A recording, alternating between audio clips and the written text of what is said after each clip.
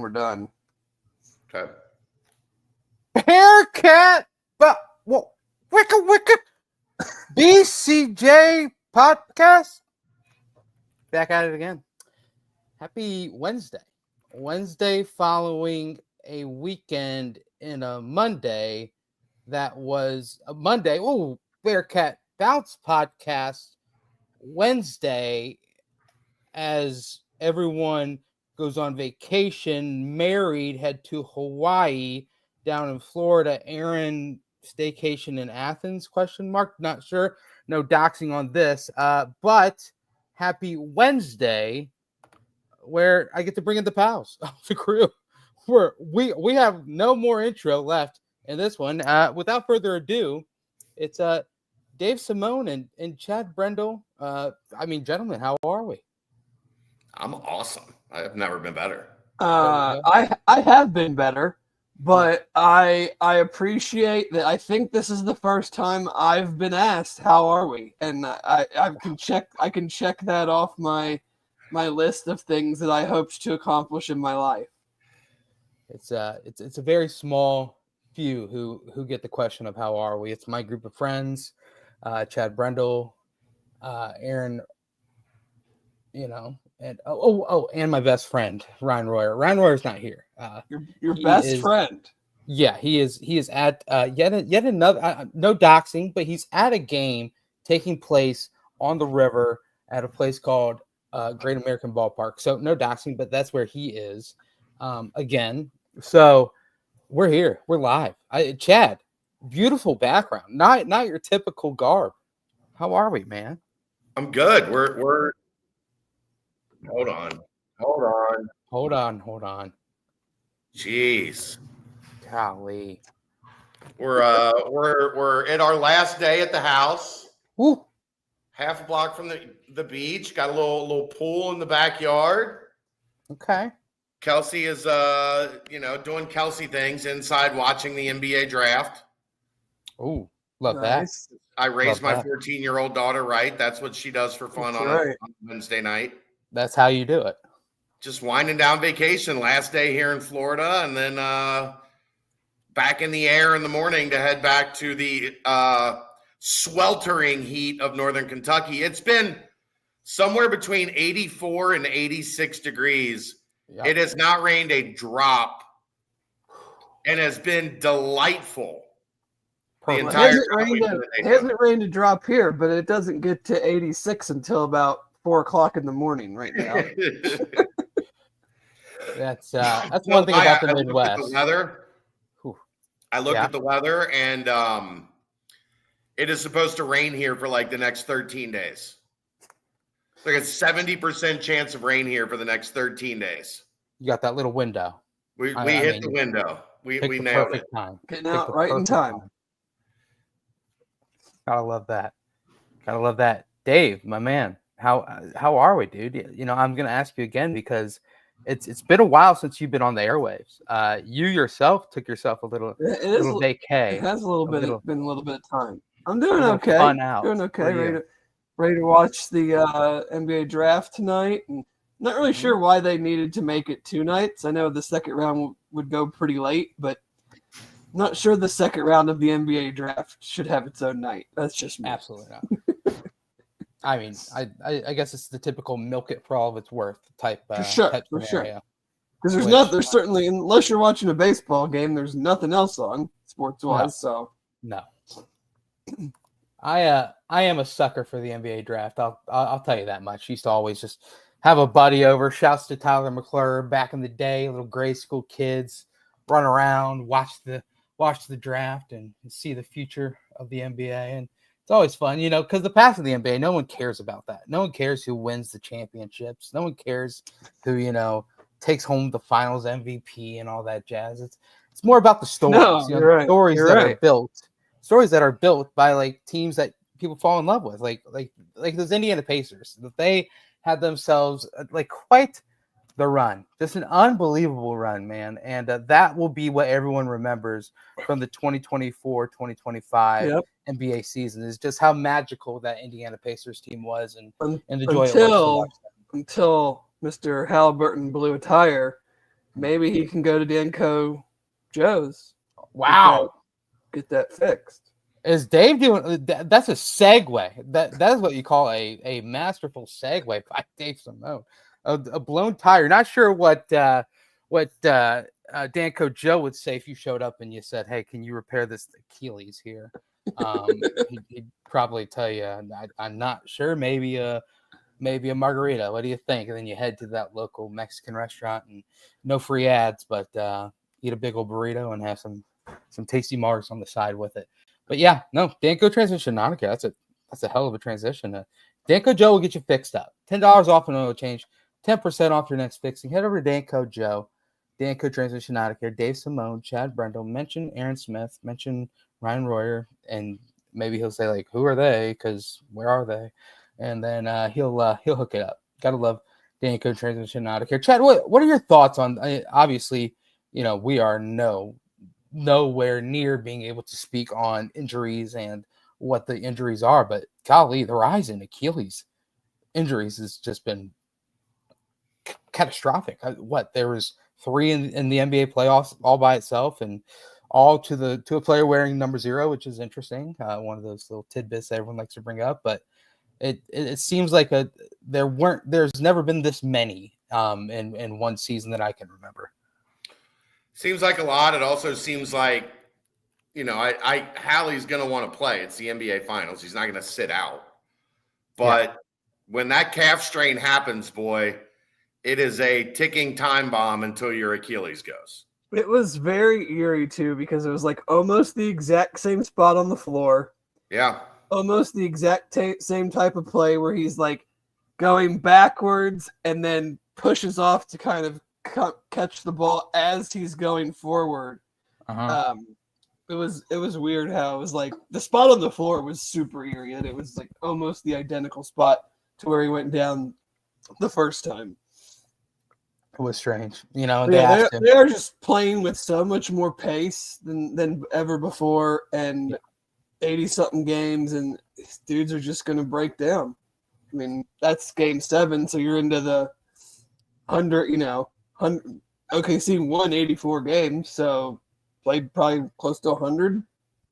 Yeah, I mean, they're going to start the talks will start coming up of is it too long of a season? Are there too many games? Can we shave off games here and there? Because I mean, even if you're playing the additional games in the in-season tournament, that ramps up the competition level during those little handful of games as well. And where you're kind of normally in a regular season before that in-season tournament, you're kind of not hot dogging it, but you aren't going balls to the walls to try and pull out a victory. And what is that, December when they play those? So it's an interesting topic and not one that we're going to dive too much further in here on the BCJ BBP mashup crossover pod. But Dave, congrats.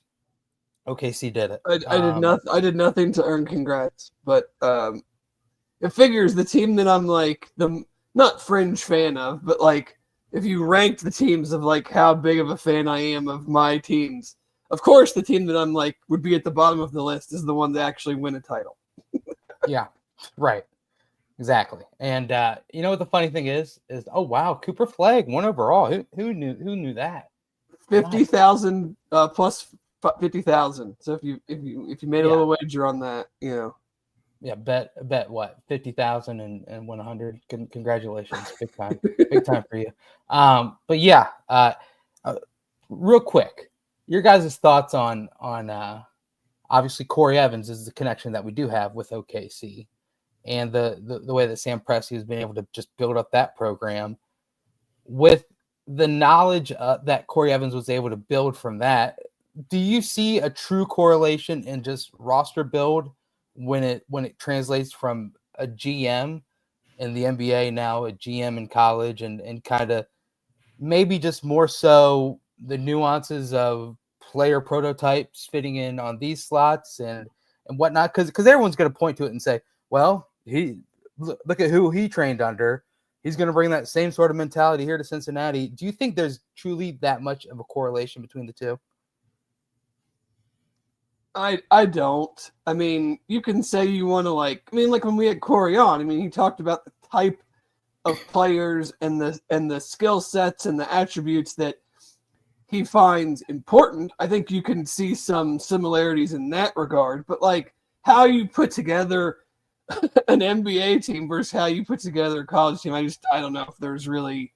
I mean, you're obviously they're going to try to get the best players they can get that fit a certain profile, fit a certain system, but I don't think he's going to be like, here's what Sam did to help the Thunder win the title. We're just going to go ahead and take that blueprint and do that here at UC. I don't think it's really an apples to apples comparison. I think it's something that'll be played out over time. I think we're putting a lot of weight on the influence Corey had in the year that he's going to have the least influence, right? Yeah. I mean, he's just now, still getting acclimated into working in a college program. He's never done that before. Just now getting acclimated into, this is not a guy that's ever recruited before, right? He covered recruiting, and he's got a lot of connections in that world, but he's never actually been somebody that's like on the front lines getting dudes. And then in the NBA, like that, you scout, but you don't recruit. Like it's, this is something that's new to him. I think over time he will have more influence, but I don't think he probably even had an opportunity to this is not Corey Evans' roster, if that makes sense. Right. I don't think there was enough time to acclimate him. Right. And into that. There are certainly some carryovers, but like you said, I mean, scouting and recruiting, they can scout and identify the exact type of player that they'd be like, this is the type of guy we would hope we could get in a couple of years with the Thunder or something. But in college, like that, there's no guarantees in the NBA, but they traded for Shea. They Jalen Williams was a combine invitee that they ended up taking with the 12th pick that I don't think anybody thought was going to have the second year that he's had. Right. So it's, he can find a guy exactly, be like, this is Jalen Williams 2.0. We got to, but then the competition is much stiffer in the portal than just taking the guy with the 12th pick that you like or whatever. Right. And I think one thing to also keep in mind is that this offseason, Corey Evans' first offseason here was, the offseason with no technical cap, where it was just everyone pays out the wazoo and there's no true regulation, if you will. Then now, obviously, years going forward, there will be somewhat more of a monitored type, can't give this guy $5 million without it getting flagged and looked over numerous times by the HBO Go, MTV Plus subscription-based service in NIL. And so now it's going to be a little different. But I think that kind of caters a little bit more to the roster building when it supposedly will be somewhat more of an equal playing field if you are able to gather that much money. Yeah, I'm still a total wait and see on that element. Oh, me too. I'm just speaking the way that it's being presented to us as of now. Yeah. So we'll see how that goes. One more quick draft question, and this is looping in back Cincinnati. Do you think that there will be a basketball player from UC selected in the lottery first, or in the NFL draft, a Bearcat selected in the top 20 first? I mean, I think the odds are pretty long on both. Right. That's why. I guess if I think you have a chance to see it maybe this upcoming season if things obviously go really, really well. If Sean has a really, really good year with his skill set, with his size, who the hell knows? Malawatch from Duke is going to go in the top 10 as a freshman. His game is very much a projection. He was good, especially down the stretch once he got healthy in the tournament and everything. But that was not, I don't think that's a whole projection. That's not because of him putting up major stats. So, I mean, I think just because of the type of athlete, the size, the shooting ability, like the skill set, if he does, I mean, I think it's more of a possibility. I mean, I think the chances are still pretty low, but I would put that more of a possibility of him going in the lottery than I see anybody on this football roster going in the top 20. Even as much as I like Joe Royer, and I mean, I have not dug into the NFL draft yet by any means. Right. But you've got to be an insanely special tight end to even go in the first round, let alone the top 20. And I mean, the tight ends that have gone in the top 20 recently were Brock Bowers, Colston Loveland, and who was the other one? Oh, Tyler Warren. So, I mean, can Royer put up a season like? I mean, you have to admit, though, the tight end position has started to get a lot more lore towards getting. Oh, yeah. But I still think it's the prototype. Yeah. Because of where that position falls in the priorities. Yeah. Like, you've got to be a dog to have a situation like this year's NFL draft that just didn't. And I don't think we're going to have that situation next year. That's the other problem, is that there was not a high level of blue chip talent in this year's NFL draft. It was in the first round, it was very much what flavor do you like? X team might have this player at 10 and another team might have him on their board at 30. I think that's maybe how you got 2 tight ends in the top 15. Because if you end up like the year before, when Amarius Mims goes 17, where in a normal class he probably goes top 10, right? But that class was so deep with offensive linemen and skill, and I think we're going to be back to that type of class next year. So I would, if I'm making a gentleman's bet, I'm putting my dollar down on Chum going in the lottery before anybody on the football team goes in the top 20. Yeah, and I think future projections, yeah. Chad, yeah, agreed? Same, yeah. I mean, Chom's just the mix of size and talent is good enough if he performs at a really high level. He's not good enough to get taken at that point if he's just like solid. He's going to have a really, really good year shooting the three. He could be like I don't know how you pronounce his name. Is it Sorber or the Georgetown big that hurt his foot? He's probably not going to go in the lottery, but he's going to probably be a mid-first that didn't produce, but he's on projection.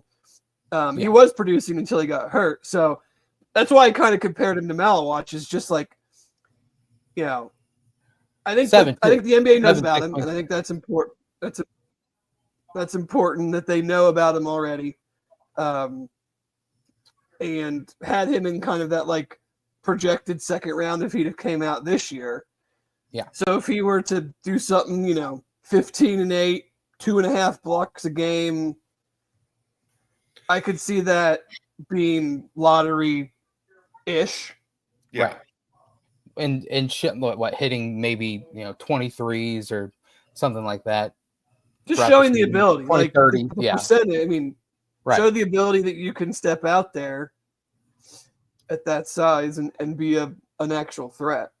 And also add in the fact that when the draft rolls around again next year, he'll be barely 20 years old. So the whole NBA clock is not ticking quite as fast as it is for a lot of these guys who decided to come back for another year of NIL, who decided to do this, that, and the other, where, next year's draft is going to be a lot of older players because everyone saw the ability to come back and make more money here than you would as a fringe first round. Yeah, outside of a potential French guy, I think the top 10 will all be freshmen. Yeah, right. It's another pretty good freshman class. Yeah. Yeah. I mean, especially at the top. Those I'm not sure. I mean, I like his game, but I'm not sure I'm like number 4 pick for Con Knuffle. I think that feels a little rich to me. I mean, I like his game. I think he can be good, but like if he really goes in the top 5, that would not surprise me. But I think Con goes 6. This will be great for those that are listening, because who knows that they don't know when we record this. Con could have already gotten drafted, and here we are. Brent. I know we're live, but those that listen back in podcast form be like, oh wow, these guys got all these draft picks right. Wow, how crazy is that? There must be a pick tipper. And but yeah, I agree.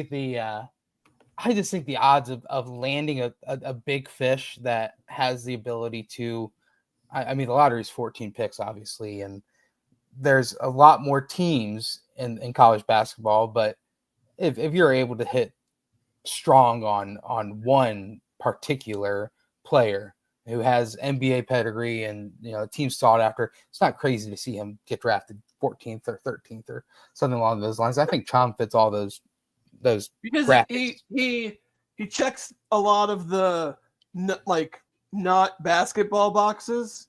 He's not like a 6'4" undersized shooting guard who can really fill it up. I mean, he checks all of the like baseline boxes for a big stretch big that would have a chance to be that type of a pick if the basketball stuff follows suit. Yeah, agreed. Evan says, I think Baba Miller's the player I'm most excited to see play this season. So skilled and a better rebounder than he gets credit for. I think he could be a first-round talent ceiling. I don't disagree, Evan, but it's important to remember he's in his 4th year of college. His consistency needs to take a big jump from game to game to fit into that. The difference being with Chom was supposed to be in high school last year. He graduated early, got to college early. He should be a freshman this season. Baba Miller played 2 years at Florida State and a year at Florida International or Florida Atlantic. One of those directional. He played 2 at Florida State? I thought it was 1. No, he was there too. No. But like 1 was very bogged down. Yeah, but I mean, but still, I mean, he's going to be his 4th year in college. Yeah, the NBA is not jumping on 4-year guys. No, and coming over from Spain, are we positive about the age? Like, is he going to be 21 next year at the draft? Could he be 22? Yeah. All these guys going in the first round now. Jeremiah Fears doesn't turn 19 for a while. Right. Right.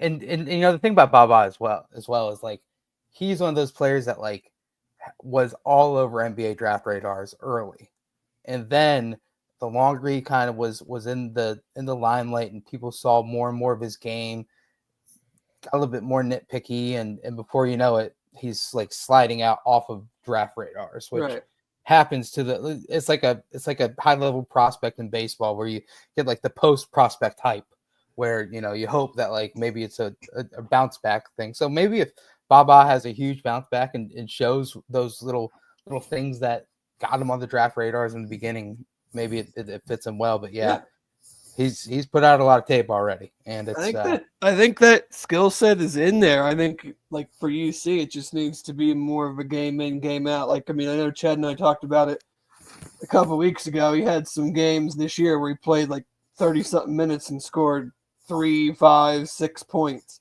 Like you're not getting in the first round if there's a continuation of that. Yeah, agreed. And VJ Edgecombe, Baylor, little Big 12 flavor, going 3 overall. Such an insane athlete. Oh, dude. He's like his games against us. You could just tell when he wanted to flip it on, he flipped it. Like he had that little.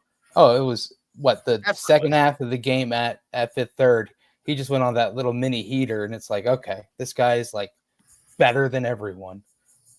So it's unbelievable. The funniest thing about his season was their very first game of the year. They're down 40 against Gonzaga, and he just has one of the nastiest posters in the entire college basketball season on Mark View's son, and it's just like, wow, golly, gotta love that guy. But the crazy thing is you're going to see another Big 12 player taken in the lottery who barely played for Arizona last year. Yeah, Carter Bryant came probably off going top 10. Yeah, which is just he played at Cincinnati. Oh yeah, he did. He hit some timely threes when they needed them. That's for damn sure. But yeah, that's enough. That's enough draft talk. I want to talk about one guy real quick. His name is Chase Burns. If you don't know who that is, he's a pitcher for the Reds, and golly, is he electric. Guess where you could watch his next game Monday night if you wanted to. Well, make sure you have the BBP on while you're there. But you could probably go somewhere downtown and watch it on the banks. Dave, Chad, you guys want to mention about this place that you could go to that'll be playing the Reds game? I'd love to. I mean, Holy Grail, hot as balls out right now. Beer pie tastes incredible. Mm-hmm. Go down there, throw back a couple cold ones. Reds are on a roll. Go check out the now I think only a couple games out of the wild card race. Nuts. Reds, Chase Burns, he of all, and then he was a deke. Left the Vols for Wake Forest, but so yeah, when he was striking out all those Yankees, he was a Vol. When he was giving up home runs, he went to Wake Forest. That was the demon taken. Yeah, but yeah, Holy Grail, get down there, get some beers, cold beers, get ready for the game. You know. Any concerts you're going to, anything else going on downtown, summer in Cincinnati, it's a good time. So head on down there. Dave. What's that? High school Cincy Light. I mean, I feel like that's just like an automatic, like understood thing. And 50 cents from every Cincy Light purchased at the Holy Grail will be donated back into one of the funds. I'm unsure on which one. I don't to athletics. Yeah, so somebody at UC that plays athletics for the Bearcats will get your 50 cents for every Cincy Light that you purchase at the Holy Grail. Yeah, I think they should, as a symbolic gesture, they should give all the athletes rolls of quarters for however many beers have been drank and Cincy Lights have been bought. You just divvy up all the 50 cents into rolls of quarters. Here's proof. And then you walk into the bank and you just throw down like 100 pounds of quarters. Yep, here, Coinstar me. Coinstar. Not like a dig on any particular thing, but gosh, like just think about all these collectives nationwide that cropped up when the whole NIL thing started, and now they're all probably wondering, okay, where are we fitting? What are we doing now? It's just college sports, man. Gotta love it. That's why we're here. That's why we're here. Yeah. That is why we're here. But yeah, we'll transition real fast. That was a good opening / NBA draft / get everything rocking and rolling. We're not going to quite. I guess we'll timestamp it. Yeah, I'll timestamp that one real fast. Okay, you timestamp it. I'll type. Might as well timestamp it. This first timestamp is brought to you by the BBP. It's a timestamp that we know very well from our boy Nick over at Quick Paper Supply. We're gonna say we're gonna give you a chance to chance it up on the timestamp.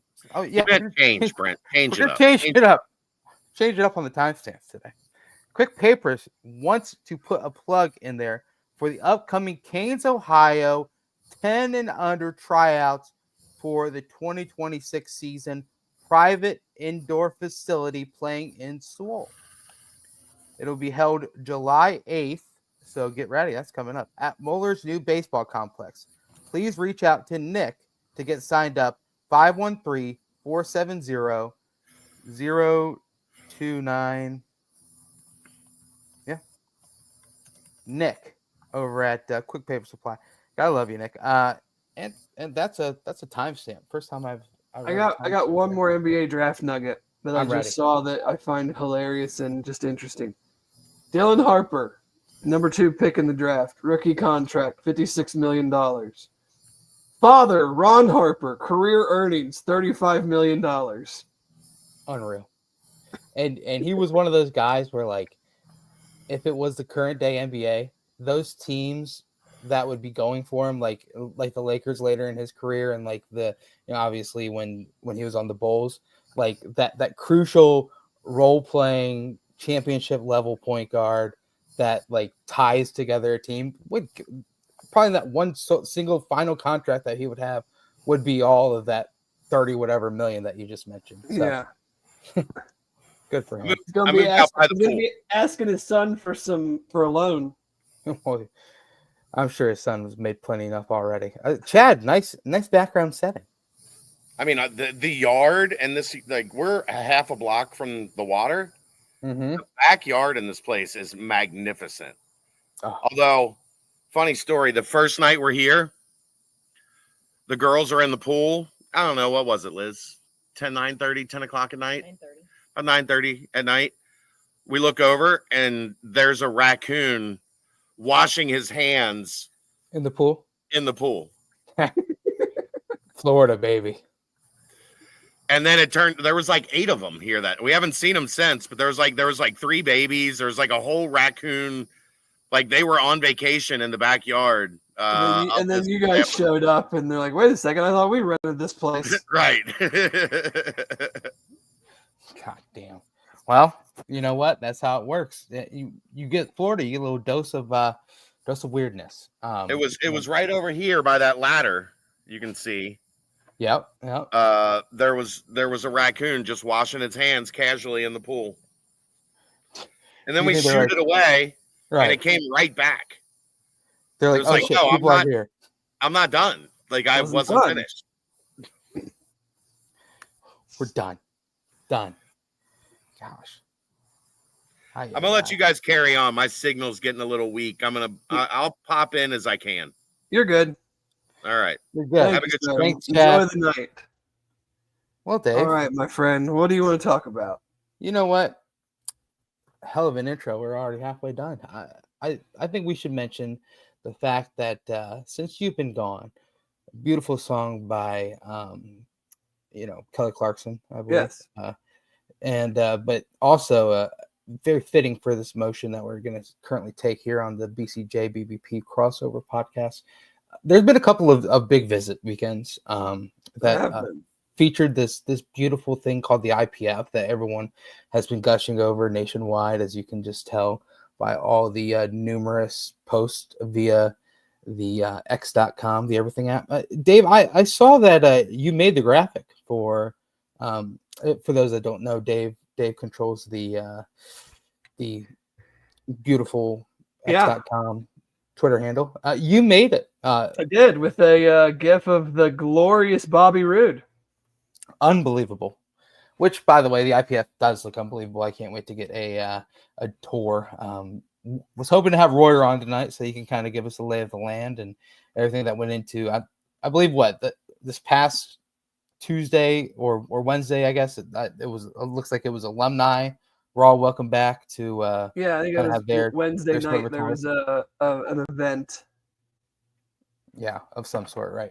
So we'll get that probably on Monday on the next BBP, one that I will not be a part of because I will be in this place called Boundary Waters, something that I've never done in my life, never thought I would do. So that'll be an interesting thing within itself. But with these recent big weekends of visits have come into quite a lot of recruiting and leading also into quite a lot of commitments.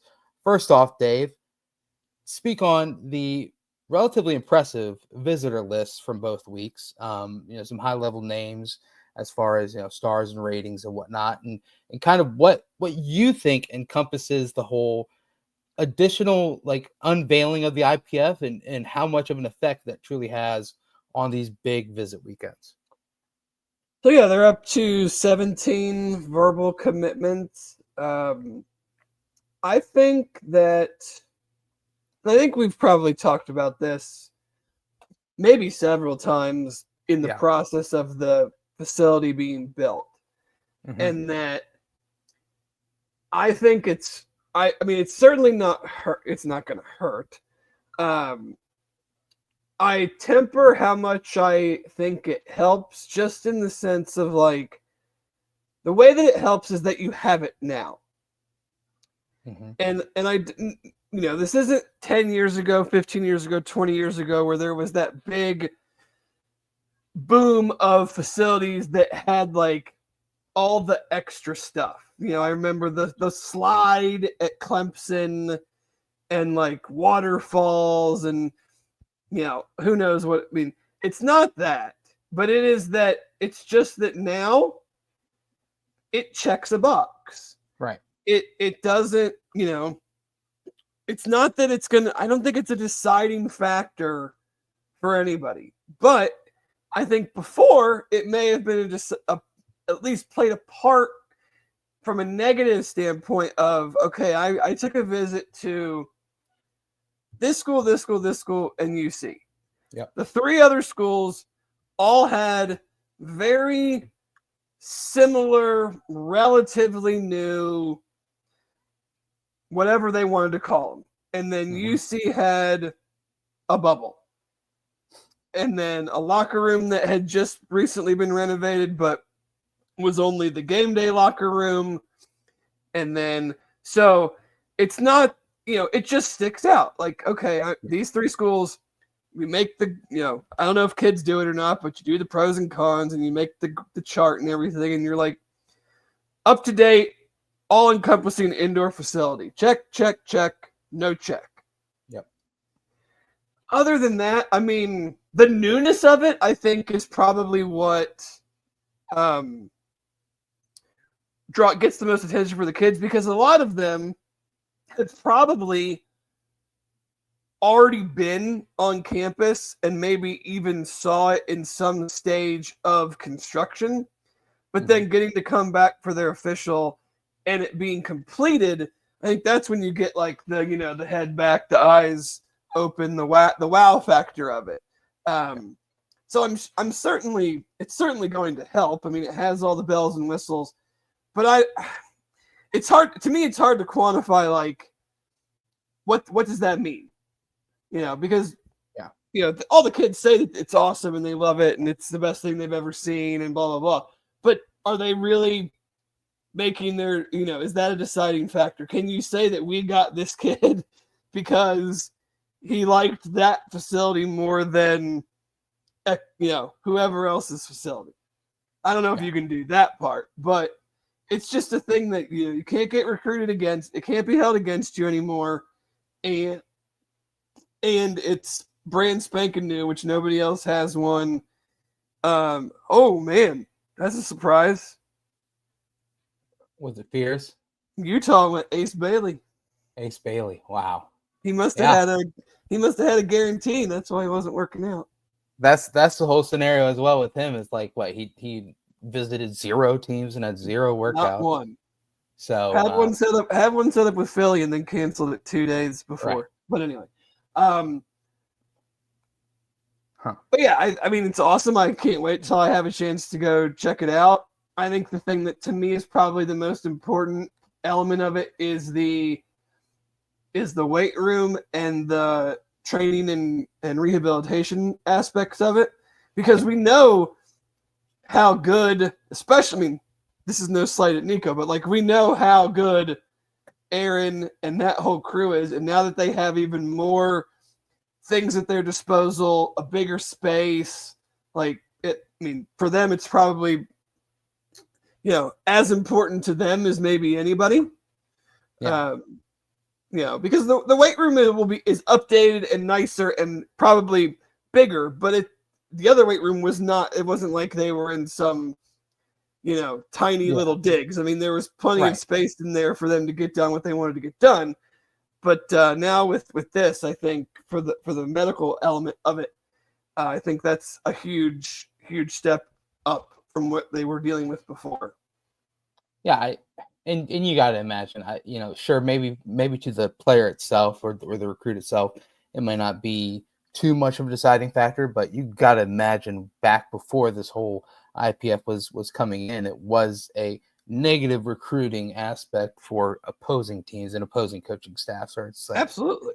And so now that is, like you said, just another one less thing that they have to go up against. So which is awesome on top of everything else. But the month of June is kind of dwindling down. There's been 10 commitments in the month of June. Dave, I'm not going to have you tell me everything about all 10, but I am going to slowly ask you about the most recent ones that have happened over the last week since the last BCJ pod has taken place. I'm going to start from the most recent and work our way through the past week. So that would bring us to 3-star defensive back Markel Taylor, and he comes in now the highest rated recruit. If you kind of take a look at the hard commitments that have come in, a recruiting class that now is 49th overall in the country for the class of 2026.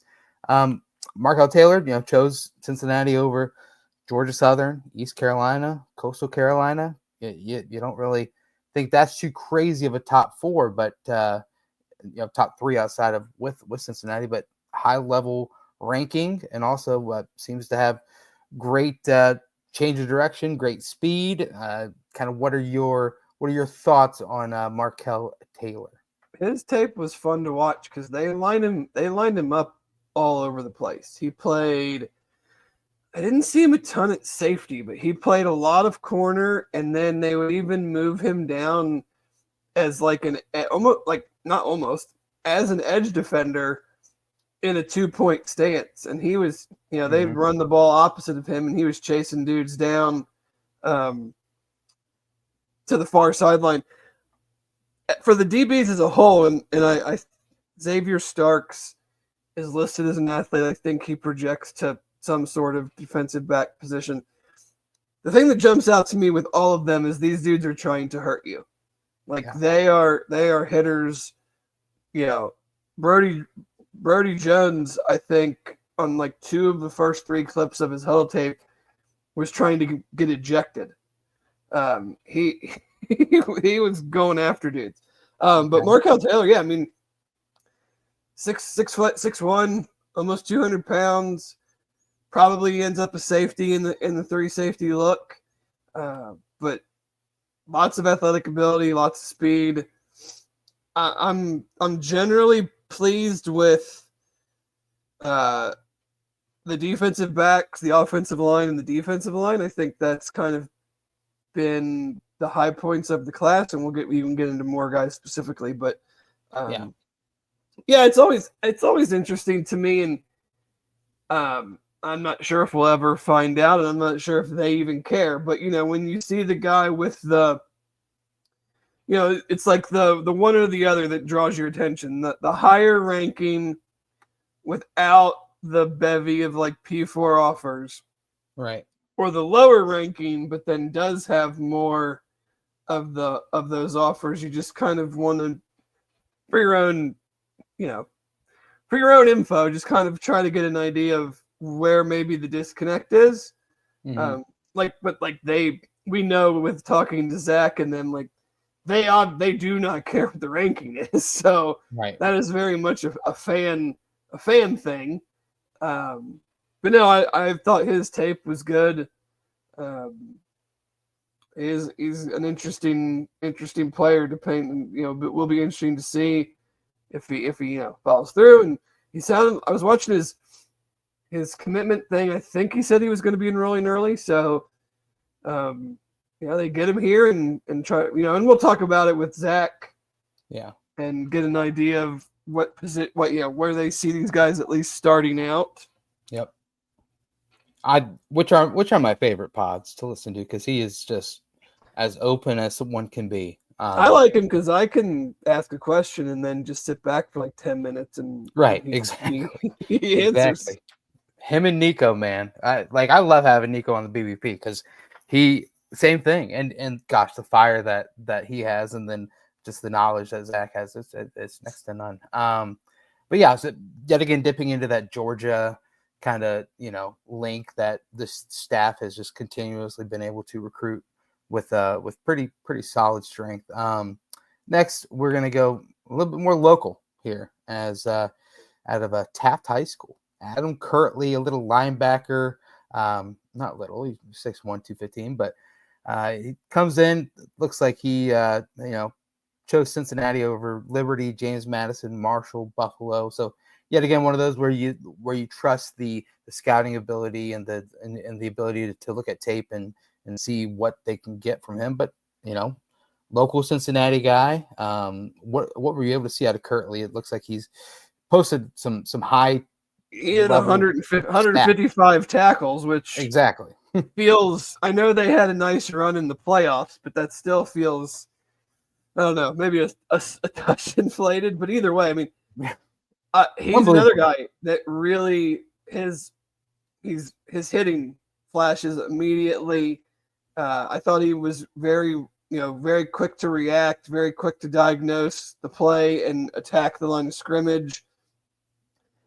He's the type. Okay, so like this is the part of recruiting that I try to figure out with talking to Zach or whoever I can talk to about it. You watch his tape, and he has the requisite size for a guy going into his senior year. I mean, if that, I'm sure they have his official measurables and everything, but like, I just watch his tape and I go, so you're telling me like none of the mid-tier Big Ten ACC teams find this guy enticing? That's the part. That's the stuff that I just don't understand. You're playing on a good team. You have a good run in the playoffs. You put up big numbers. You certainly seem to fit the mold from the athletic profile and the size profile. I mean, I'm certainly fine with them not being interested, but like he had 20-something offers, but not, Purdue, Michigan State, Indiana, Louisville, Kentucky, Vandy, Pitt, West Virginia. I don't know. Doesn't make a ton of sense to me. Yeah, agreed. But one of those where we've seen hits on recruits that with this staff in a short amount of time with high school recruits that have come in and might not have been the highest rated or whatnot, and they've been able to stick, and especially that linebacker position, where Simeon Coleman and Whedon just seem like they've got a keener eye for that. And obviously local, everyone was clamoring for more Cincinnati guys, and and he camped and got an offer after the camp, and based on Tyson Veit's track record and Court Braswell's, I think, coaching over the last couple of years, like I maybe don't worry about linebacker recruiting. No, I wouldn't say at all, but it's very far down my list. Right. I know they lost a guy to at least one guy, to UVA, Virginia. But we're talking a non-priority. I mean, I know they play a 3-3-5, so you're gonna have more guys out there, but it's a non, like, again, like you're ranking them like tight ends. It's a non-priority position, and they've shown that they can identify, like you mentioned with like Monte Whedon and Simeon Coleman, and they've shown that they can develop. They've shown they can put guys in positions that they didn't play before, like Jared Bartlett played a totally different position at UC than what he played at West Virginia and played that well. So if they thought this guy was good enough when he camped and then they offered him and took his commitment, then I really don't have any really concerns about it. I mean, that's not to say that it's a guarantee that it's going to work out, but just going off of track record and what they've shown the last couple of years, I'm fine with it. Yeah, they also transitioned Brian Sims to linebacker, so he had a handful of big plays last year as well. So moving on, though, it seemed like this next guy they were in on for pretty early, and Walt Stewart was able to kind of just keep up the contact and show the want to get Jonathan Rouleau out of Belleville, Illinois. He, on the other hand, did have some pretty high-level offers and went on some high-level visits as well. What can you tell me about this 6'2", 285? Looks like he's ready to go out there and suit up right now.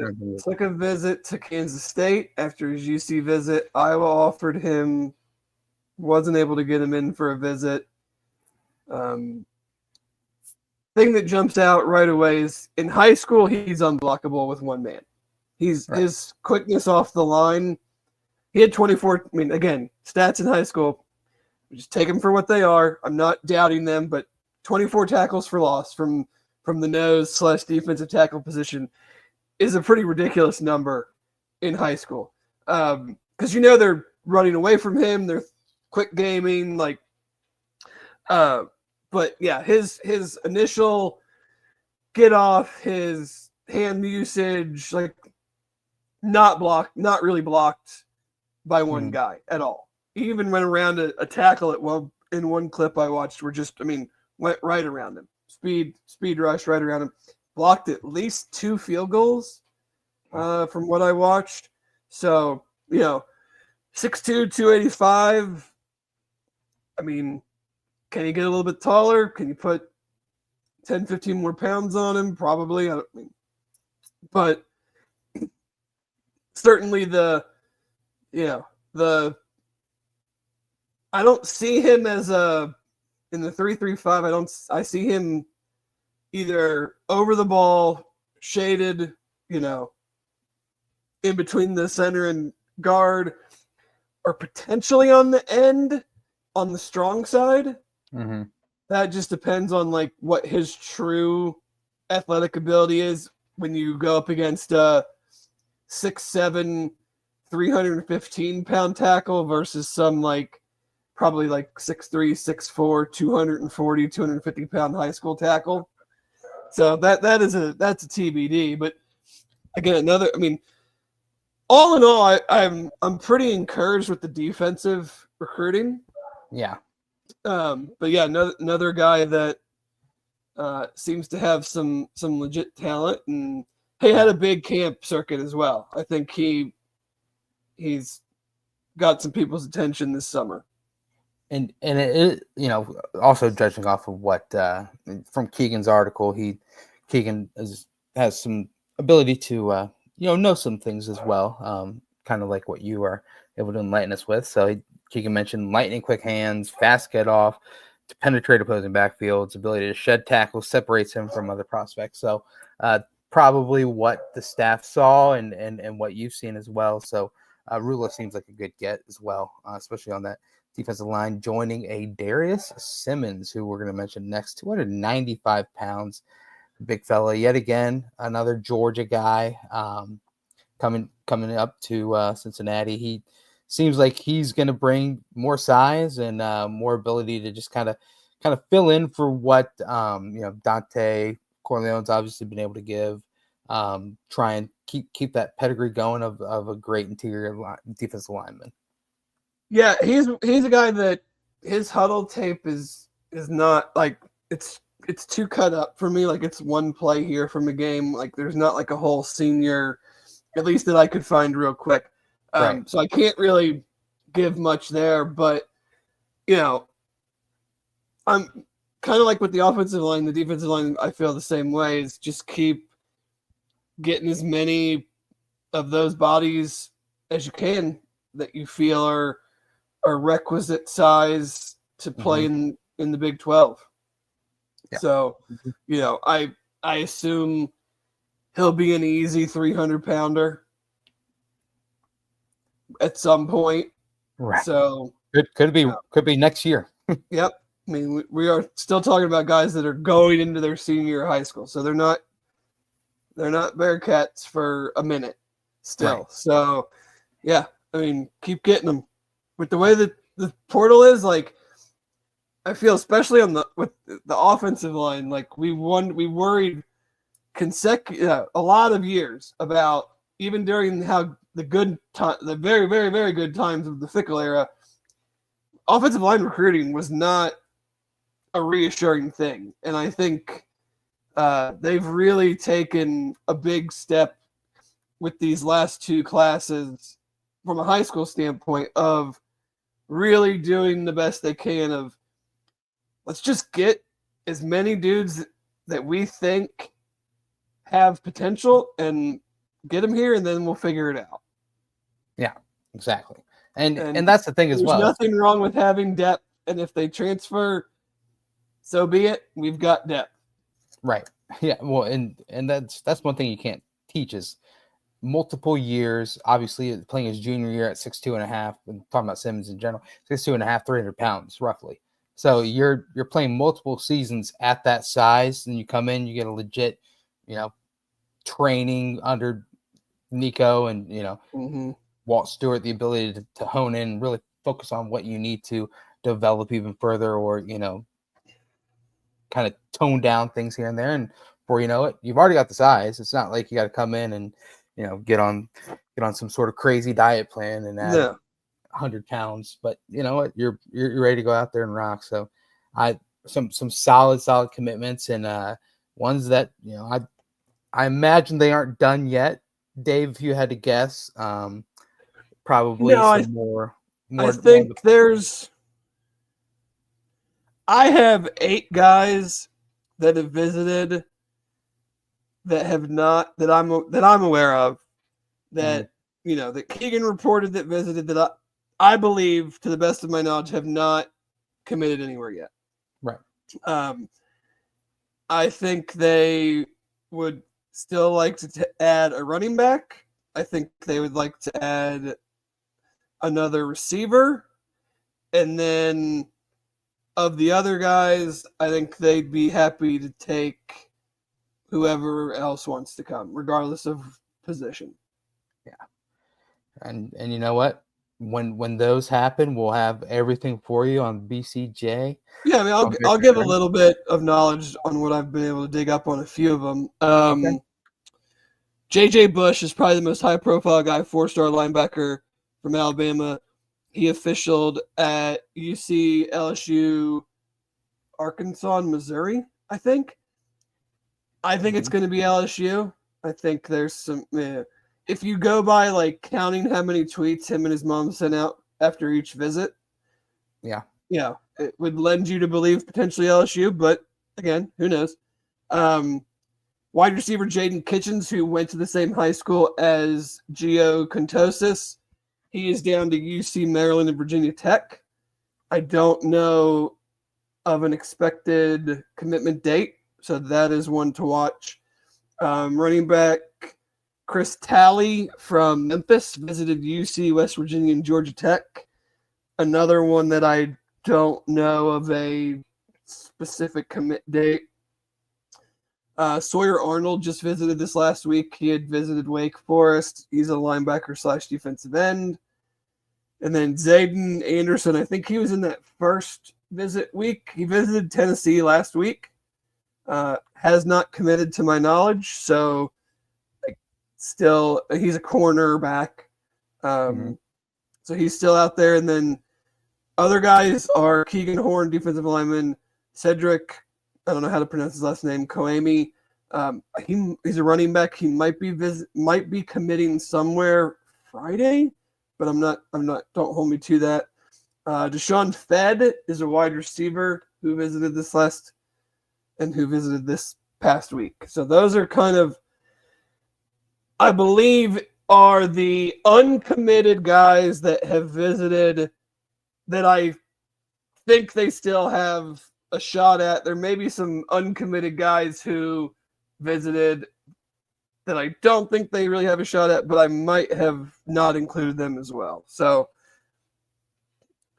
then there's obviously some guys that visited that have committed to other places. So yeah, I think you're probably hoping to get out of those 8, I guess if they all wanted to. No, I don't think they would take them all, because I don't think they're going to take 2 running backs. I don't think they're going to take 2 more high school wide receivers. Other than that, they'd probably take them all, but I imagine they'd be happy. If you get 3, maybe 4 of those 8, then you're at 20, 21. We know they like to hold at least a couple spots to see what progresses in the fall in their senior year.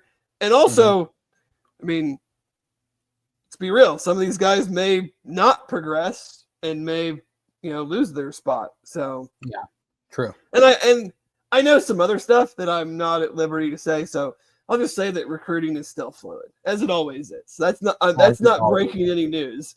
And that's a 365-day a year thing. But there's definitely some things going on in the background. It is fluid, a lot like this NBA draft, which is about to see it's funny when you watch a draft live, NBA, NFL, and and you have Twitter notifications on as well, and you literally find out who the pick is. I've known who the Nets are taking for 5 minutes. Have you really? I don't have any notifications. It looks like it was who ruined it for me? Jeff Goodman. Congratulations. I'm just watching on YouTube TV. Yegor Demon is going to be the pick. Look at BYU. That. How about that? But yeah, recruiting is always fluid, and there's no better place to bring you that coverage than right here on BearcatJournal.com. So stay locked in. Keegan will have the stories. Dave is always heavy on the instant reactions on Twitter, and then of course on the pods as well. So Dave, thank you for shedding some beautiful. There's no better. What do you call yourself? Not a guru, but do you call yourself a guru? What do you say you are? I think guru. I don't think I call myself an expert. I think that would be an expert. Right. I think that would be a little I don't know what the word is, but it's a little over the top. Not an expert. All right. Agreed. But it'll be fun to see as these whole high school, because everyone has different thoughts on high school recruiting these days. Is it something? I think football a lot more important than on the basketball side of things. I think you've seen a lot of basketball programs go heavy portal, only portal type approach to recruiting. Football, it's a lot harder to do that. Football is a lot more about developing and whatnot, and then filling in holes on the roster through the portal as well. But we'll see. Kind of as the landscape. Yeah, I think just because of position groups makes it harder. Like, you don't want to be like, it's not that it's easier or more advantageous, but like, we've seen it a bunch in college basketball that you can flip an entire roster and find levels of success. Whereas like in football, you don't want to be replacing 5 offensive linemen every year in the portal. Right. Because you either can't develop your offensive line, you can't retain your offensive line, whatever the reason is. I don't think any staff is like, hey, it's totally cool if we just have to flip the offensive line every year and get 5 new guys in the portal every season. I agree. And that's what we are do here. And we are also fluid when it comes to bring you timestamps, but I'm not going to bring you a timestamp right now because I want to cut just really quick hitters when it comes to football that has happened over the last week. One of those has been there are some tweets floating around as one that is just about continuity, as we've kind of been mentioning. There's only 6 teams in the Big 12 that returns their head coach, offensive coordinator, and defensive coordinator from this past season. Your thoughts on the continuity of the Bearcats being one of those 6 Big 12 teams? I think continuity is a great talking point when you're winning. Yeah. I think from a general standpoint, I think saying it is very overrated. Because look at a lot of the teams that have won the national championship, say, over the last 10 years. Like, how many national championships did Nick Saban win where he had he replaced Lane Kiffin in the season, in the playoff, basically, took away play calling from him in the national championship game, and they won. Mm-hmm. So, like, I mean, yeah, it's great, but it's kind of like, it's not a straight through line, but like, it's kind of like how we talked about how many consecutive seasons Scott Satterfield had average 200 yards passing and 200 yards rushing. I'm like, that's cool and all if it equates to wins. So it's like the spot that I'm optimistic about is defensively. Like, I think they did take legit. they lost 5 games in a row. So I'm not going to sugarcoat that like it was 100% the offense and the defense was amazing. And if the offense could have done anything, they would have won X number of those games. But I think we can say with clear vision, like they got better defensively from the beginning of the season to the end of the season. And at the same time, specific players improved and young, especially with young players making an impact. Like that to me is something that is vitally important, because like it's one thing to have continuity, but are you getting the most out of these guys? Are you developing these guys? Like that to me is like a huge reason that I'm optimistic about Al Golden being the Bengals defensive coordinator. Is they went to the title game last year with a defensive backfield that was very, very injured and then relied on a whole bunch of freshmen and sophomores. And he had them ready to go and play at a very high level. So like that's where my confidence level is with like Tyson Veit in year 2, finding out, it's hard to find out what guys can do until you're playing games. And then once you're playing games, you're doing a lot of game prep. You're not doing as much developing. And so to get some of those young guys up to speed, get them to be contributors, and then now have an entire offseason to really dissect, okay, we played this guy here, but maybe he's actually better doing these couple specific things. Yeah. And now we have another guy that we're not going to miss anything moving X player to doing these things, because now we have this guy that can come in and do the things that we thought maybe he could do, but this one does it actually a little bit better. So I think that's where I am, especially with the defense.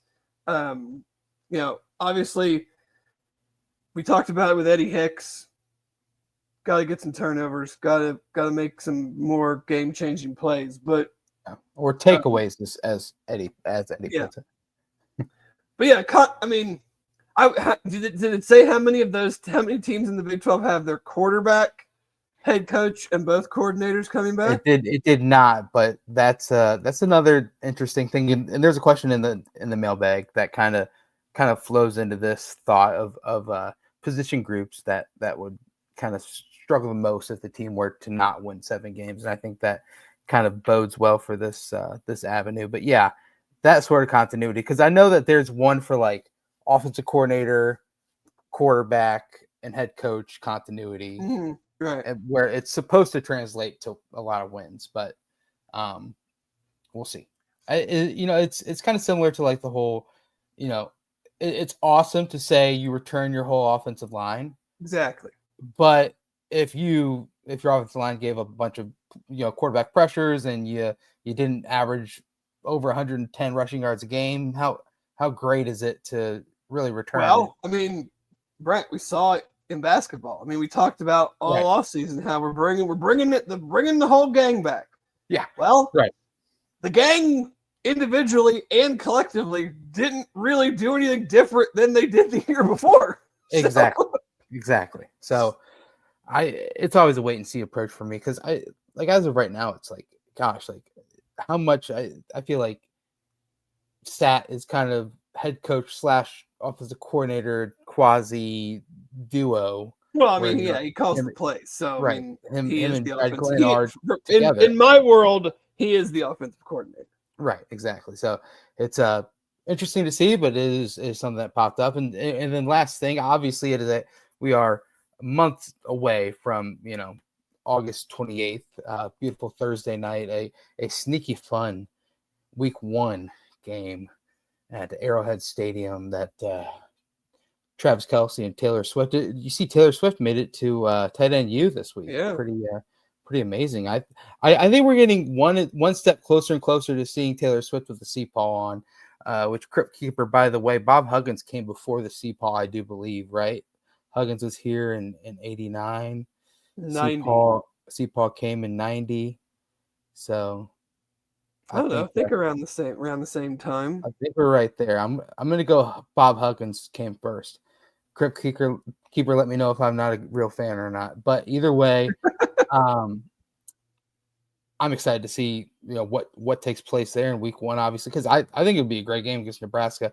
But what are your thoughts on Nebraska, and do they strike more fear in you when you see Baby Gronk on a visit to Nebraska, and when you see Matt Rule sitting in front of a bowl and sitting on top of a bowl, a real bowl? It strikes the opposite of fear in me.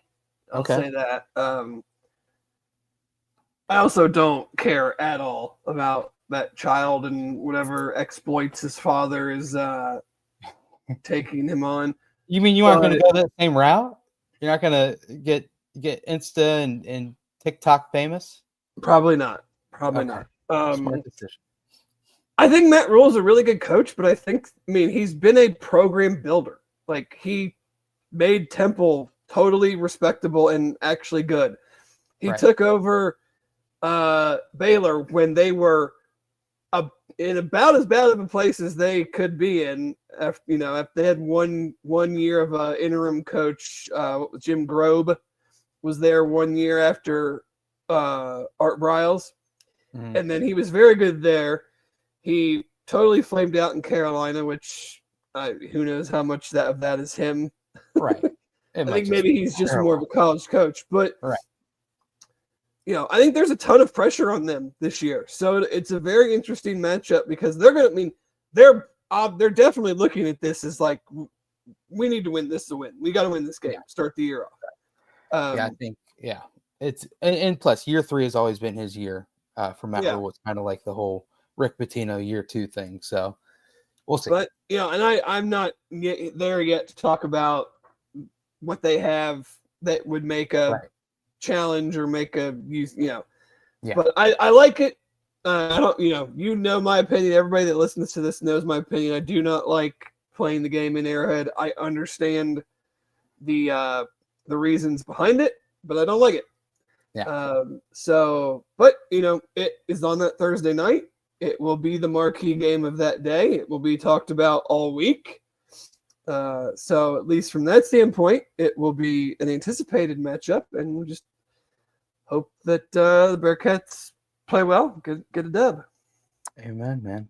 Amen. There's no better way to bring home a dub than in front of Travis Kelce and Taylor Swift. Aaron Smith, if you are out there listening, I know you're not, but if you are out there listening, Taylor Swift one step closer to donning the Sea Paul. That did come, I believe, first year 1990. Bob Huggins was here in 1989. Here's a little fun nugget. Look, leaving the Cotton Bowl, I left the Cotton Bowl, walked out of the stadium and down the street we weren't like talking, but Travis and Pat Mahomes were right with me when we were walking out. Oh, you didn't you didn't even give him anything. They were running. I think they were running because they didn't want people to stop and talk to them. Good point. Because everybody was leaving a kind of like this. You don't really leave those games early. You got nowhere else to go. So what's the point? Not like you're trying to drive home after the game. Right. But yeah, it was just funny. We were standing there on the corner of the street, and then here they come. Funny thing is, prior to the game, I was walking around getting ready to go up to the press box and walking around Jerry World with my backpack on, and I of course I see Ian Happ, and I just get a little happy hap, and I just said it loudly but quick enough walking by him that he didn't see who said it, and he kind of was looking around, and to this day he has no idea who did it. But I'll let you know, Ian Happ, you're on a bit of a tear right now. You've hit a lot of home runs in the last week, but it was me, Brent Young at Jerry World, that yelled hap, and I think you heard it, but I'm not sure. Either way, this is a good time for a timestamp, and we're gonna do a little basketball and then mailbag, and we're gonna get out of here, Dave. This has been a beautiful I appreciate that. It's been a beautiful crossover, but this timestamp, which I don't have ability, and I think I do actually here. Well, I can't comment as I'll do it in the main comments. Maybe I have access. I can't join the chat here. Oh wow, chat. I guess Chad's in the chat. There we go. Maybe he's just listening along, helping us out. I love it. Always around, always lurking. I love it. But yeah, this timestamp brought to you by Turtles Brew. 0 sugar, 0 carbs, gluten-free, bourbon-infused sweet tea. It comes in some very tasty flavors of cherry lime, raspberry peach, and orange vanilla. Dave, have you had all of them? Do they just tickle that tongue? I think I have had all of them. Okay. It's about 50 locations in the greater Cincinnati area. Visit turtlesbrew.com for more information and locations. A portion of the proceeds go to Saving the Sea Turtles, which is awesome. Do that. It's in Toledo and now expanding into Central Ohio. And that's all good. turtlesbrew.com. Chad? Just for reference, you teased a timestamp like 18 minutes ago. So I've been sitting here waiting to do the timestamp for 18 minutes. Yeah, I forgot I was going to ask like 2 more questions, and then so I was listening, and then you teased the timestamp, and I got to my post to make the timestamp. Right. And then I waited 18 minutes for you to do it. You know what? Just like I'm waiting 18 plus minutes for this one pick that I placed a bet on to be taken and hasn't been taken yet, so I'm getting very nervous about it. But the Phoenix Suns, what was the bet? Oh, I've got a few in the kettle, Dave. I'll tell you off air because so far I'm like 0 for 3 on picks that I had. So it's I'm sitting over here, palms are sweating, knees weak, arms are heavy. So we're hoping that Josh was right, and I do need it. Dave gets overtime after 9:30. Oh shoot, yeah. So we better hurry this up. But yeah, Turtles Brew. I can't wait to down some tasty turtles. I mean, the weather is always great for a Turtles Brew, but I feel like right now it couldn't be better. Oh no doubt about that. The Phoenix Suns just got their center coming Malawi. Oh, that's not Houston's pick. That's what you're telling me. It's part of that Kevin Durant trade. Oh, okay. So that's a pretty good little addition for them. They needed a center. Dukies with 3 top 10 picks. Yeah, they needed a center pretty badly. But Rutgers with 2 top 5 picks went 15 and 17. Yeah. God, I love Crypt Keeper. Real quick, before we hop in this mailbag, you and Chad on the last pod that you were a part of were able to kind of get a nice in-depth birdie introduction, or no, that was on my pod, but that was yours. We just talked some potential lineups. Broad thoughts, right. I want your first thought on, because yet again the official MTE for Cincinnati was unveiled, if you will, on the Twitter sphere. It features yet again one of those where it's 2 non P5 or P4 whatever schools play at both of the home arenas of Louisville and Cincinnati. We do have the official date of November 21st for the game, Louisville. And then, of course, that's at Heritage Bank, beautiful Heritage Bank Arena. And then the other 2 teams, Eastern Michigan and NJIT, 2 teams that didn't have the greatest of years this past season in college basketball, if you will. But what are your thoughts on these MTEs? Obviously it's been 3 years running that Cincinnati has had these type of games, but yet again, it's another game against Louisville, one that we've mentioned before here on these podcast networks. But your thoughts on just the unveiling of the MTE? I don't know, because I don't know all the details of it. Like, you couldn't just play Louisville in the neutral. You had to lump in these 2 games as part of it. Like, I'm the wrong person to weigh in on it, because it's just like I've always just taken the idea of, and I think now I saw they are going to, or they did maybe today, confirm that now the season will be 32 games instead of 31. Yep. So to me, that even more heightens my level of don't care. Right. You're going to play Louisville, who's, potentially top 5, definitely top 10. Yeah, going into the season. The season they had, and they bring in some. Yeah, they'll probably be at least top 15. Let's just. So you have that game. You have Xavier. You have Dayton. You have these 2 games. So that's 5 non-con that I'm aware of. Mm-hmm. I would, we've talked about it. I would like to see them challenge a little bit more than they have. I don't need to see like some. I mean, I know you remember the Michigan State schedules of old. Arizona is playing a absolute bear of a non-conference schedule this year.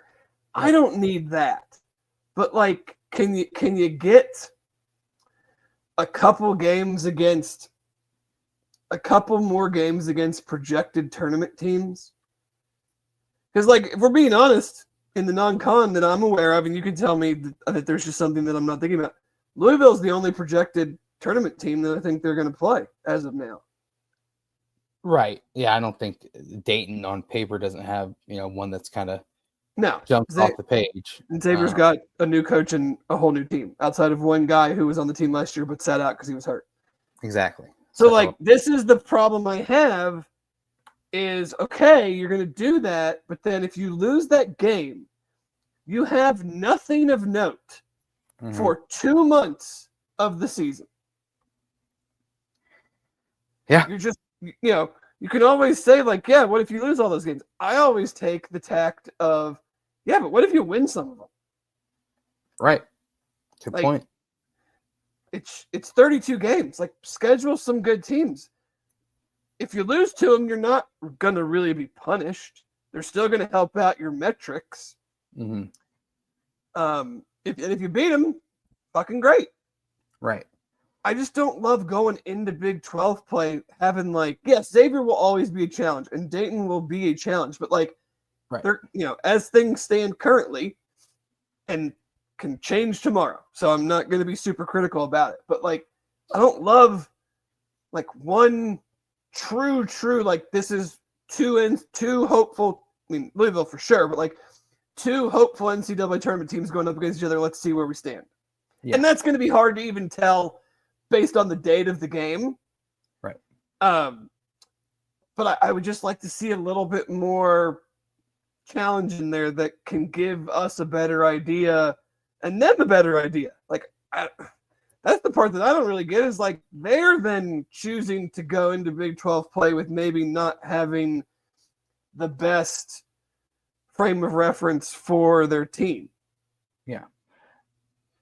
The only pushback I have is just this one season where it is like you better stack wins on wins. And no, I agree with that part too. You've been learning how to kind of trick the computer a little bit, and I know obviously the net is like slowly starting to become not as much of a massive factor as it has been in the past, but those analytics you can kind of trick them if you take Eastern Michigan and you beat them by 40. It kind of levels up the win rather than just looking at a 250 team, at home. So yeah, my counter to that is though that then you absolutely cannot do the things you've done the last 2 years, which is lose to bad teams. Yeah, exactly. In conference, it makes the margin much thinner in that 18 game Big 12 schedule now where you have to get more road scalps, you have to get more big home victories, where in the past if you sprinkle in some strong non-conference wins, then you kind of have a little bit more leeway to drop a road game at West Virginia, because it's never gonna kill you from your metrics. Like, no loss in the Big 12 is really ever gonna hurt you from your metrics, but it just hurts you in the counting stats of, like, this team is 7-11 in Big 12 play again. Right. And they have a couple losses that are pretty glaring.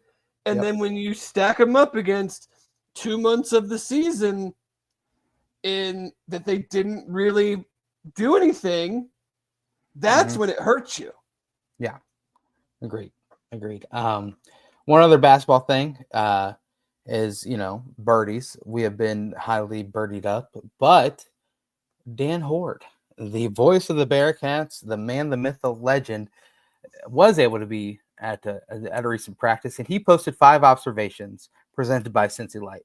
I'm going to read the 5 to you, and you tell me which one sticks out the most and which one kind of gets you the most excited.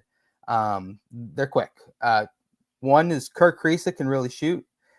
Career 36% three-point shooter. He hit 43 from the outside of the arc in his last healthy season. He went 15 for 18 in the 1 3-point drill that Dan Horde was at.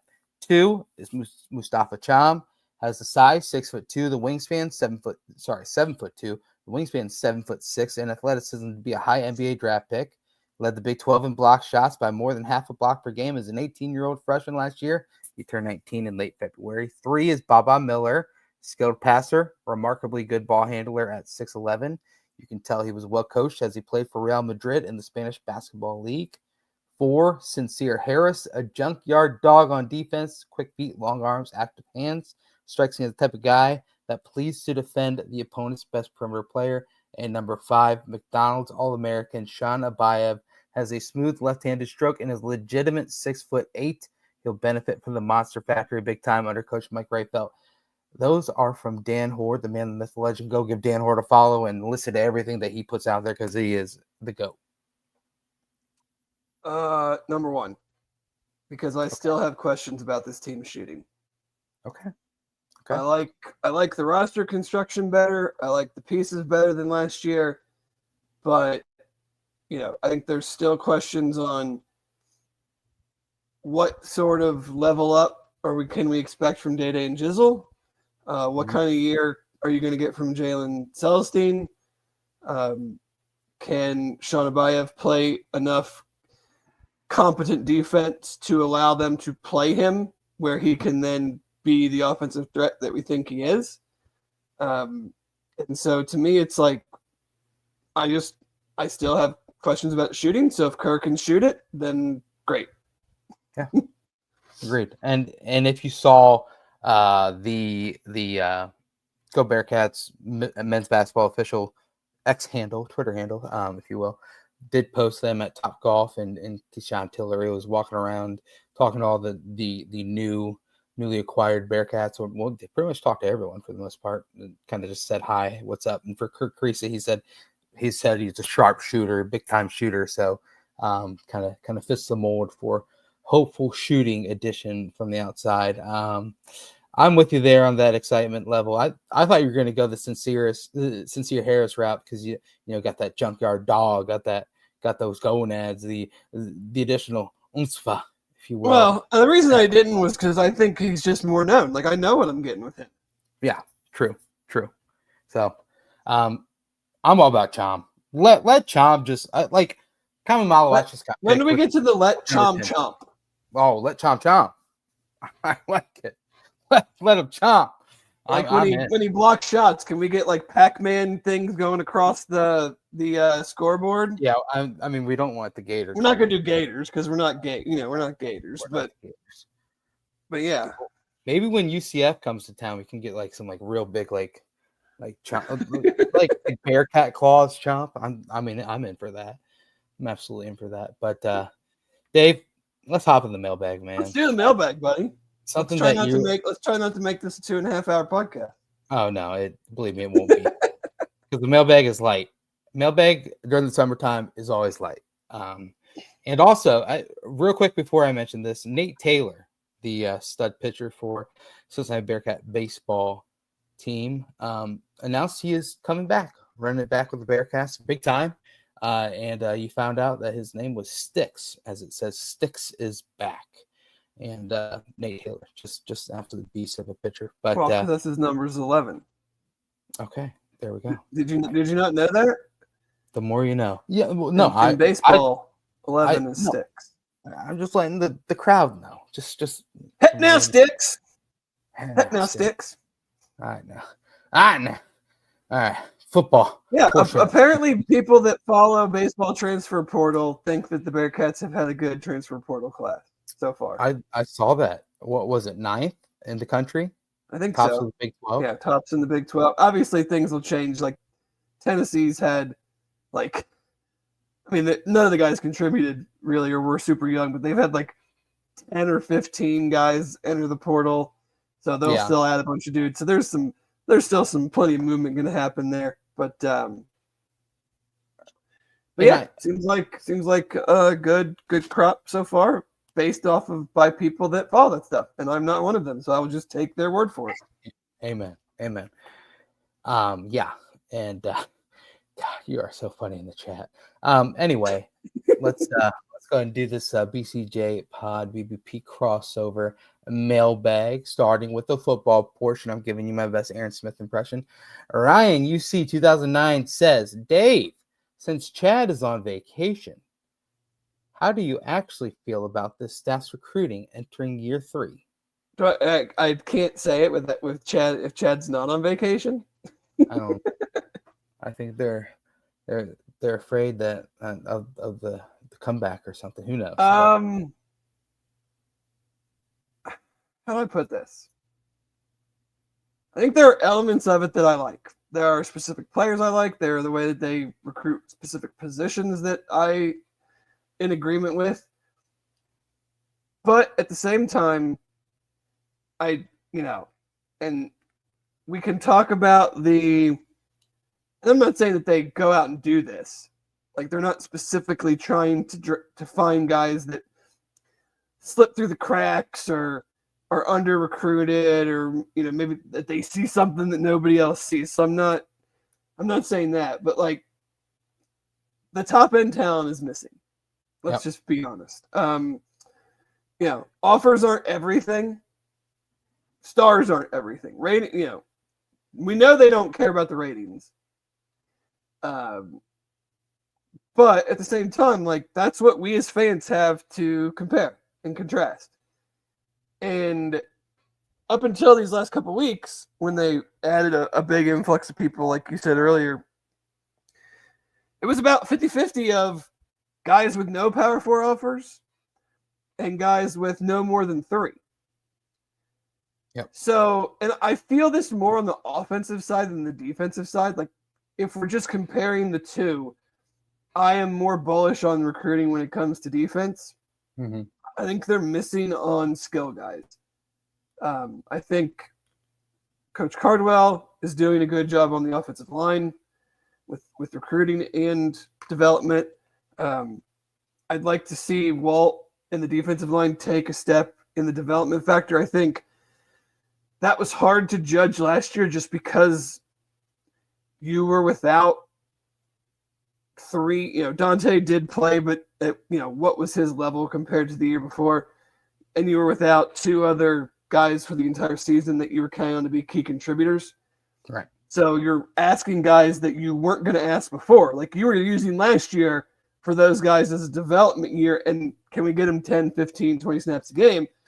Where last year you were then forced to play them 40, 50 snaps a game, and how much development did you really get done in that regard? But like, I think they're missing on skill guys. Yeah. I think they're missing at quarterback. I think they're missing at wide receiver. I think tight end is fine. I've never been one that thinks that like every coach needs to be like this ace recruiter. I mean, some coaches just need to coach really good football and be really good at developing and really good at scheme and really good at making it easy for the players to understand and implement and play fast. Yeah. But I think we're not near to the level of ace recruiter that you really need to be if you want them to take that step. Right. Which pretty much I'm not gonna like sing. I'm not. You catch me somewhere in a bar, a private moment. I'll get into it much more deeply. I'm not gonna get into like who I think isn't doing a good job and who I think is. It's not really my place to say that. But I mean, as a whole, like, and you look at the Big 12, and there is not a big gap. Like, nobody has a recruiting class at a 90, a average player rating of 90 or higher. I don't even know if anybody has an 89 or like an 89. It's a whole bunch of 85 something to 88 something. You are very, very, very bunched. But for whatever reason, they're going after dudes. Like, this isn't a thing of like they're not attempting. Yeah. But I don't know if the mentality, if the personality that kind of encompasses the whole operation, because Zach and Jack and Carter and those guys can find all the guys they want. They're not coming here because those guys are on staff. Like, the coaches are the ones coaching them. Mm-hmm.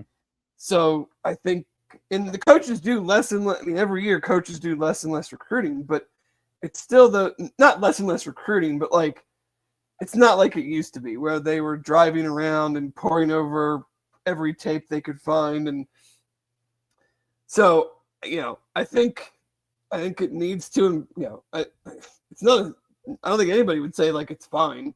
I think it needs to improve. I'm not sure if this is the group to do it, but we'll see this year. Let's see. Jay Borkowski says, if the Bearcats win 7+ games this season, what player or position group will be the biggest reason for success? Wide receiver. Because it's the one I have the most questions about.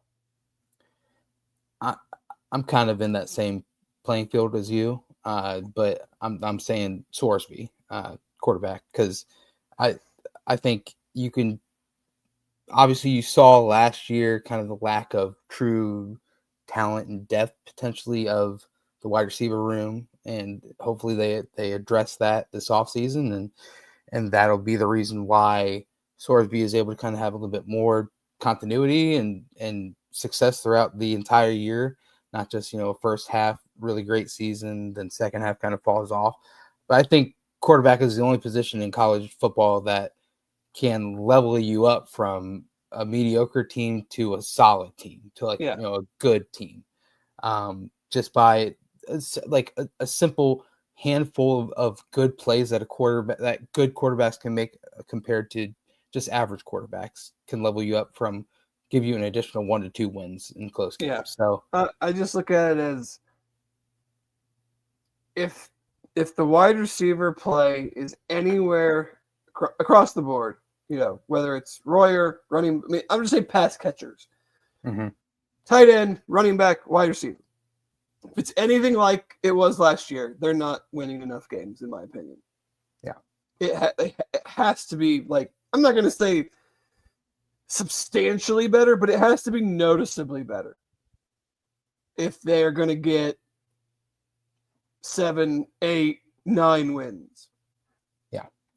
Which I think Caldwell, if he is like a quarter of as good as he's been talked about, then they have a pretty solid option out there on the outside, which I'm excited. I mean, I think they have solid options, but yeah, we'll see.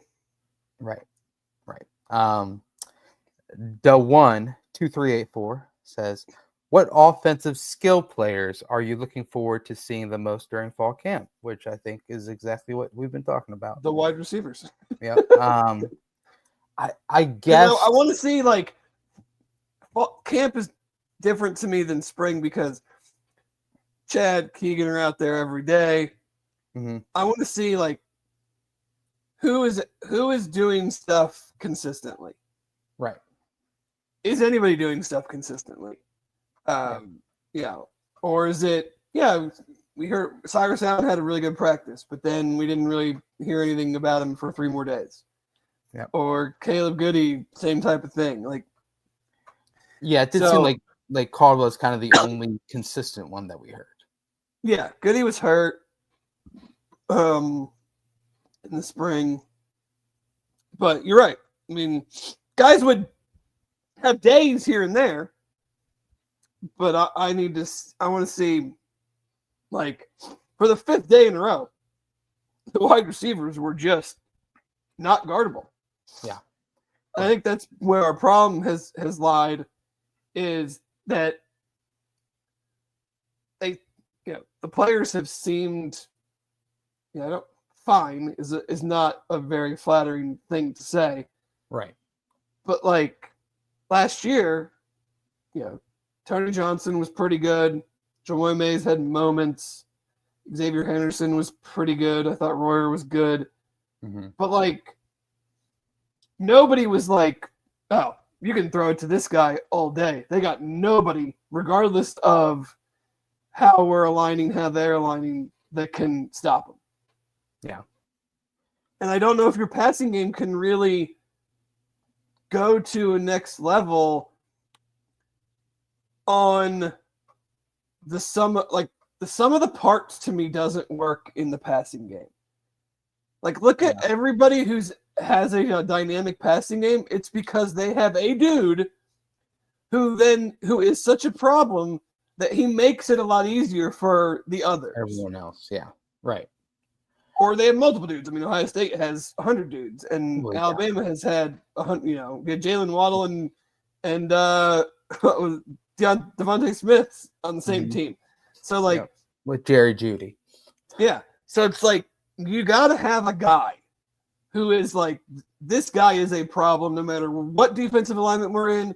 We got to have two guys on him, and then that's when you can get the other guys to take advantage of matchups. If everybody is just kind of the same, and this is what we saw last year, the defense doesn't really have to do anything crazy to stop you. Right. Take away the bread and butter with Xavier Henderson, and then all of a sudden you just have blanket coverage on everyone else and no separation, and before you know it, turnovers and lack of any air yardage, which let's hope Caldwell's that guy. Let's hope Royer continues his consistent play and then have one other guy step up, Cyrus Howland, Gale Goody, and who knows, and see where it can take her from there. Not just to not continue to piggyback off you, maybe want to see if Evan Pryor takes that next step and how much of a duo him and Tyree Walker seem to be as a 1-2 punch. Yeah, I mean, I like the running backs, I like the tight ends, but you're not gonna score enough points. Like we've talked about, they got to get to 30 a game. Exactly. They have not really gotten close to that the last 2 years. I mean, you've been down in the 24s. Yeah. If you can't average 30 a game in college football, you're not winning 8 games. Exactly. Agreed. Because they're not. I mean, I guess you could if you had a top 10 defense. I'm bullish on the defense. I think it's going to be pretty good. I'm not going to go and say that I think it's going to be like one of the best in the country. Right. At least I'm not saying that on June 25th.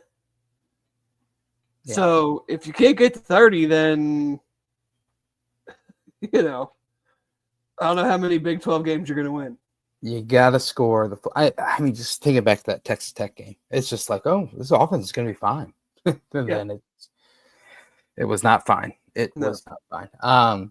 Next question, Ryan, UC 2009. Who is the non-conference team you would like to see on a future football schedule?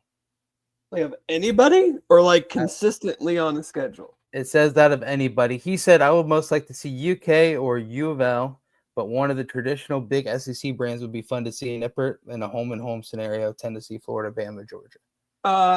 Any big name like that we could then go to for a road trip. Yeah. So you know what? Tennessee, obviously. I don't care about Kentucky. I heard Madison, Wisconsin's a pretty fun college town. It is. I've heard that. I've heard that as well. It'd be pretty cool to visit. Like Notre Dame Stadium was pretty fun last time we were there. Notre Dame was fun. Michigan State. So anybody that's like, there's not really one that sticks out over the others. I would just like a good team that then we can do a true home and home, and all of our fans can go to that game as well, because there are so few games that we can go to in road games. Yeah. So I would like it to be something along those lines.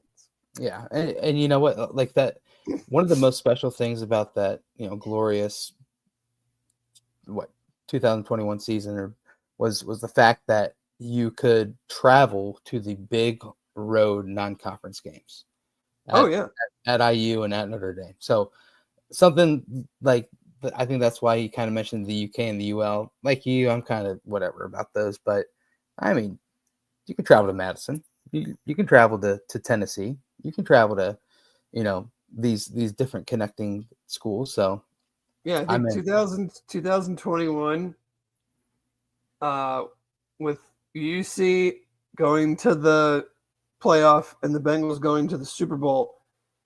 I forget what the number was, but I think I went to like 20. Did I go to like 20 football games? Maybe a couple less, and I saw 2 losses. Phenomenal. And it was the Cotton Bowl and the Super Bowl.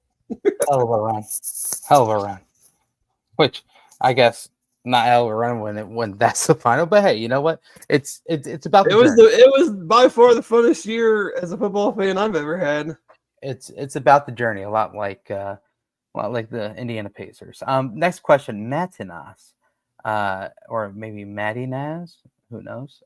He says, if the Bearcats win less than 7 games this season, what will be the talking point? Sorry, what will we be talking about in December as the biggest cause for failure on each side of the ball? Each side of the ball, I mean, we've kind of already touched on it, that they couldn't score enough points and that they couldn't take the ball away from the other team. Yeah. Again. I'd say maybe pass rush. Just couldn't find a consistent pass rush. Hopefully they're able to get someone out of the mix of, people they brought in, or, whether it be kind of unleashing. I've always thought just unleashing Dingle on the quarterback every play should be kind of a smarter move than dropping back into coverage every play. Yeah. But I'm not a coach. And then so consistent pass rush for me, and then I think offensive line is important too. Because like even if the receivers are awesome, if the offensive line can't hold up and protect Sorsby, then if we sit there and we're like, gosh, I mean, Caleb Goody had some great games and Caldwell's unreal, but Sorsby got sacked, 30 times. So there's no chance that we're going to have to ever winning. So I think offensive line play hopefully is a big key. Next is the basketball portion of the mailbag. Oh, there's nothing in there. Next up is the baseball portion of the mailbag. Chad, maybe you want to hop in for this one. Dave, I don't know how great you are here, but kind of a long question from Mr. I'll do my best. Gorkowski. Currently, college baseball season starts around Valentine's Day and concludes with its marquee event, the College World Series, which is the same week as golf's U.S. Open, the NBA Finals, and the Stanley Cup Finals. If Dan Simon, okay, this is actually directed straight at you, Dan Simon. If Dan Simon were named czar of college baseball, would he move the season back a month to start in a more reasonable weather and end when there is essentially no other competition on the sports calendar? Wow. I think that sounds good, but then you're ending the season in July. Yeah. And I just don't know if they want to have it go that long, on the calendar. I don't think there's any real great way to do it, just because of the way that baseball is in college, where there's warm weather teams, there's cold weather teams. And then, something's always going to, I mean, in the perfect world, would you like it to be in a time slot that doesn't get overshadowed by a bunch of other stuff? I'm sure they would, but, the stadium's full. It's a great event. A lot of people, especially, in the SEC, watch it. Yeah. I'm not sure how many more casuals are you going to get to watch the College World Series just because the NBA playoffs and the NHL playoffs aren't going on at the same time? I'm not sure that's going to really change the numbers that much. My only gripe was the timing of the final game on Sunday. Like, and understand if Coastal would have won, then they would have played Monday night, right? So I guess that kind of threw things off a little bit. But still, it's like I didn't even know about the championship game going on until after the whole hoopla about Coastal's coach getting kicked out took place. So then I was late to the party, which, like, having it at that time on a Sunday when my mind was on Game 7 of the NBA Finals, I think that's the only thing butting heads where, like, could it have hurt them that much to push it? I guess obviously travel and all the fans there kind of having a set schedule. You can't really forecast that the NBA Finals is going to go to a Game 7. Yeah. But having it fall on that same day and kind of like just a random afternoon time, it just, I don't know. Yeah, I think you just play it out the way you want to play it out, and you deal with the things that happen, randomly. I agree. Well, that's the mailbag. There's no Banks questions. That's disappointing. I always wish I could answer some of your guys' Banks questions. Oh my gosh, Skins used to throw some bangers in there. Mm-hmm. There were some like legitimately fun questions in there, but you know what? They're very few and far between these days. And my best friend Ryan Royer is not here to rip with, so you know what? That's a show. That's a podcast. There we go. Is Chad still with us? He's off camera, but he's off camera. Oh, there he is. Let's just wanted to make sure everything was good to close out tonight. We're good. But hey, a fun show, a lot of info and a good amount of time. And look at that, a bet just hit. Tomas Sorber. Oh, what did you have him going? Inside of the top 17. There you go. Congratulations. But you know what, guys? A quick shout out, quick thank you to Holy Grail, of course. Quick shout out, quick thank you to Danco Transmission and Auto Care. Quick shout out, quick thank you to Quick Paper Supply. Quick shout out, quick thank you to Turtles Brew for everything they do. Gotta love them. But for Mr. Dave Simone, amazing podcast with you, brother. It was easy. It went off without a hitch. And honestly, a dream come true to be able to co-host a show with you. How are we to you too, brother? It's just exactly. And Chad coming live from beautiful poolside, baby. 5:30 wake up call in the morning to get back to Orlando to get on the plane. Boom, baby. Sounds Chad, terrible. Get in the pool. We want to live jump in the pool. That's not happening. Keegan joining us live. Keegan, is he still in beautiful Kapalua? They didn't leave for Hawaii until Tuesday, and he's there for 10 days. So 4 o'clock local. Is it 4 o'clock local time? Honolulu. 5 hours. It's 5, 6. Yeah, 5, 6 maybe. Yeah, 4. Yeah, something like that. Well, he doesn't come back until like camp starts. Good for a while. 3:55 local time. You know what? Right. If I could, Dave, I was gonna have a little snarky comment about one out of conference opponent that we should have. I'd say Hawaii. Let's just go out there for a weekend. Just a quick trip in and out. You know, nothing better. But Keegan's getting the full Monty, if you will. So shout out to everyone. A lot of love. Thanks for joining us tonight, guys. But for the pals, for the crew, for the squad, for Dave Simone, for Chad Brendel, I am Brent Young. Again, another fantastic BBP BCJ podcast crossover here, presented by BearcatJournal.com. All righty. See ya.